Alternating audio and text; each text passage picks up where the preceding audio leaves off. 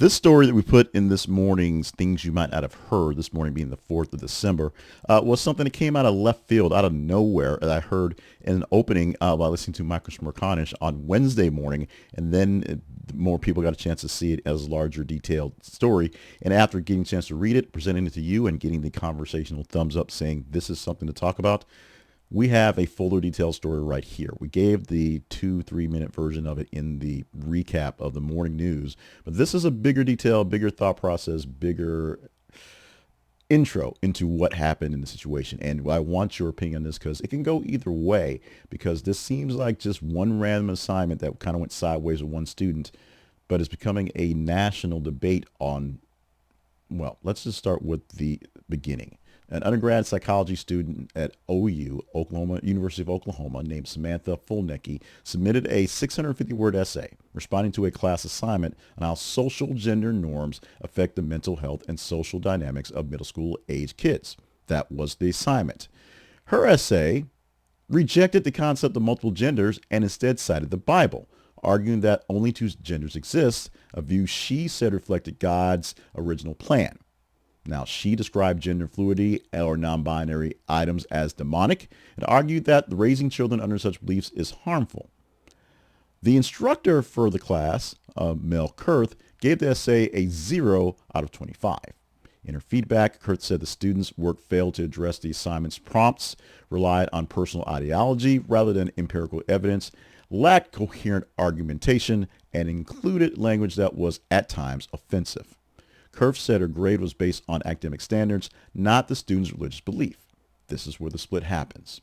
After the essay went viral on social media because she shared it by the campus chapter of Turning Point USA, or it was shared by Turning Point USA, Fulnecky filed a formal complaint with OU claiming her religious beliefs had been penalized, which basically says her religious discrimination against herself in the paper that she did put in there.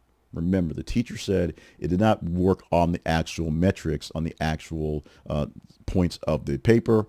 It was just cited. It just basically said, I'm citing religion. I don't want to believe in this one, so I'm not going to do the work.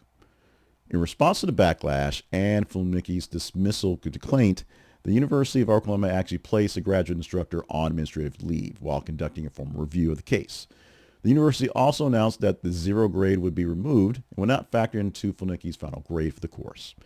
A different professor has been assigned to finish teaching the class for this semester. OU issued a statement reaffirming its support for religious freedom and for, quote, every student's right to express sincerely held religious beliefs, end of the quote. Of course, they also saying it takes its complaints seriously and is committed to fairness in all areas. The PR stuff, basically. So what people are seeing in this is more than just classroom dispute. It's the broader cultural and political fight over free speech, over academic standards, over religious gender identity, and of course the role of higher education itself.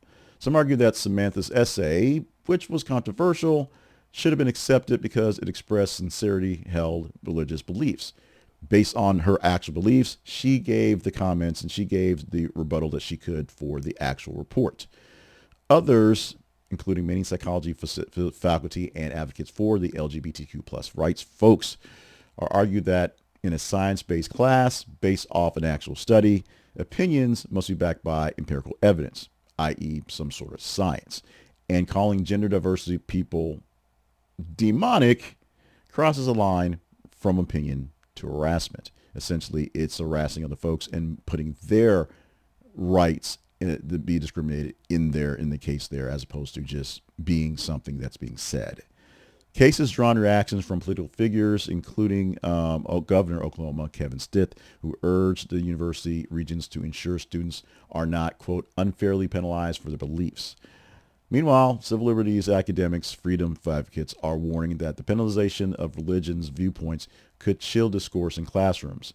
There is something to be said about marking the class, marking this paper as a 0 without any sort of chance to turn this into discourse, because it ends the discourse. It's now just a butting heads fight.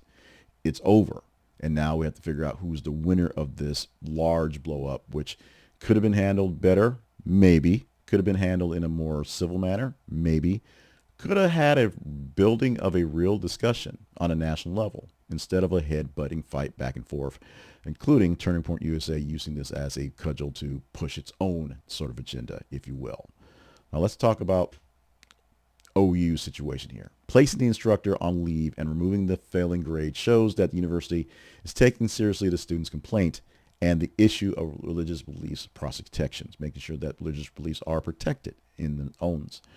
Meanwhile, the decision is also reassigning the class and honoring the grade appeal process will help calm tensions and protect students' rights, all of them who express their beliefs. This case actually brings attention to how universities and instructors evaluate controversial or religious-based arguments in academic settings, which may encourage clearer guidelines on balance between free speech and academic standards. The problem is, some people argue that the response may undermine academic integrity. If religious arguments are protected at a grander scale, regardless of the relevance to the assignment, the quality of the rigor coursework could be suffered because you just say, my religion says I can't deal with this, even though we knew this from the syllabus at the beginning of the season. The decision also might embolden students to frame opinion-based ideology driven on protected beliefs and get themselves out of a whole lot of work. A lot of critique can be acknowledged or unacknowledged if they say that's a strong belief I have that's personalized and is protected, and you can't fight me on that one. This controversy also is fueling the biggest thing that's the issue for us across this nation, polarization. The incident becomes less about education and more about cultural politics. Essentially, we are attacking Christians, or Christians are trying to overexert their power, as opposed to this is a class, this was an assignment, they were asked to do these things for the assignment, it was or was not done properly, here's the grade, we all live with it.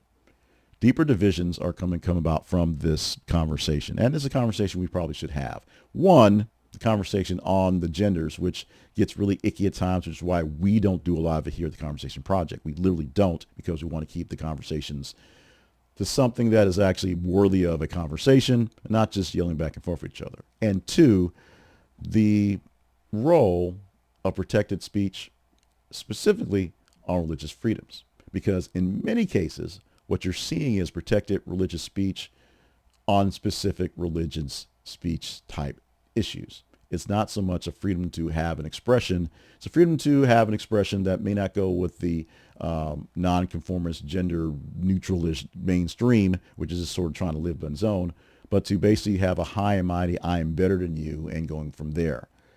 And not just, I believe in this religion, everyone else is wrong, and you should all, listen to me because you're going to hell, essentially. How do we play this thing out? I have no idea. Like I said, I'm the guy in a sweatshirt, yammering at 6 a.m, trying to get some clicks on the internet to have some conversations. But I am trying to have some conversations. And this is a tough one that, trust me, I want no part of.